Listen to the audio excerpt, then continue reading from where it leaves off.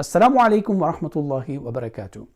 Gaza seems to be exposing the West and its values. This week in Britain, the so-called mother of all parliaments was reduced to a farce because of the genocide in Gaza.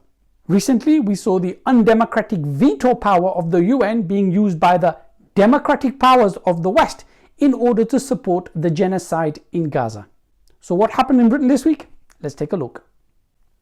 So this week, we witnessed the so-called mother of all parliaments being reduced to a laughingstock. Why? Because Parliament wanted to avoid the Labour Party from voting for a bill proposed by the SNP and embarrassing its Zionist leader, Keir Starmer.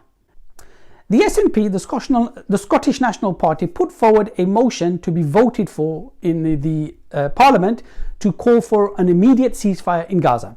However, the Speaker of the House of Commons, Sir Lindsay Hoyles, he went against tradition, against parliamentary procedure, and some people even argue the unwritten constitution by not allowing the motion to be voted for as it was.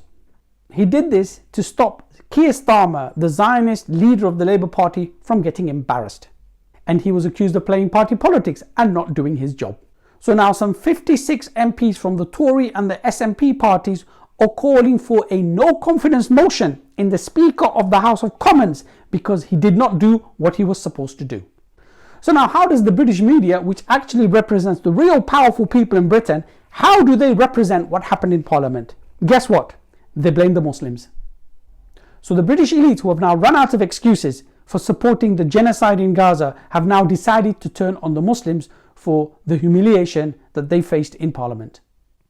Suella Braverman has claimed that the Islamist extremists, as she calls them, are now in charge of Britain, after Lindsay Hoyle admitted he was wrong when he decided to break the protocol as a result of security threats of MP. So even the Speaker of the House of Parliament is blaming the Muslims, that he was worried what would happen to the MPs, i.e. that we are under pressure from the Islamists and the Muslims in Britain.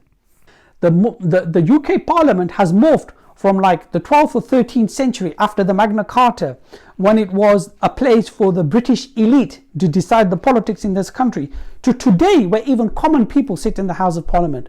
But one thing that hasn't changed is that the power has always remained with the elite. So the power of the MPs in the Parliament has diminished over the centuries, so whereby today they don't really have that much power. And what happened in Parliament this week actually illustrates that point. So when it comes to important foreign policy matters or issues like Palestine, these matters are decided really outside of Parliament. So when Tony Blair took Britain into the illegal war in Iraq and he presented fake evidence to the Parliament didn't have the ability to scrutinise that and stop that.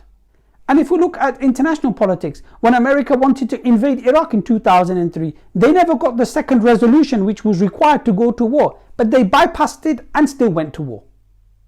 So why am I conflating international politics and domestic UK politics? Because they share the same DNA, and both of them are institutionally anti-Islam. So democracy and their so-called democratic institutions are a veneer behind which the capitalist and colonialist West hide behind. And Gaza has removed that for us to see the real nature of the capitalist and colonial West.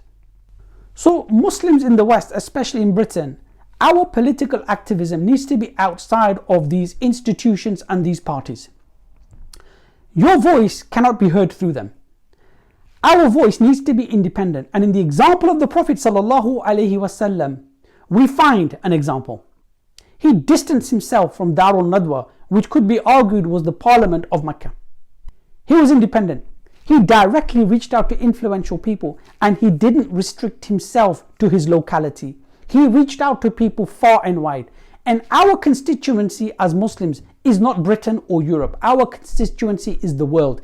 Islam came for the whole of mankind, and we should view the entire world as our constituency, and we should look for change in the Muslim world.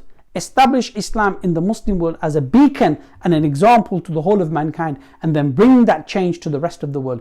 Just like Rasulullah had to leave Mecca to establish Islam somewhere else and then bring it back to his hometown.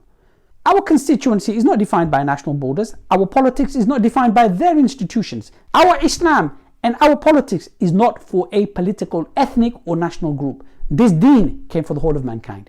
وصلى الله على سيدنا محمد والحمد لله رب العالمين. السلام عليكم ورحمة الله وبركاته.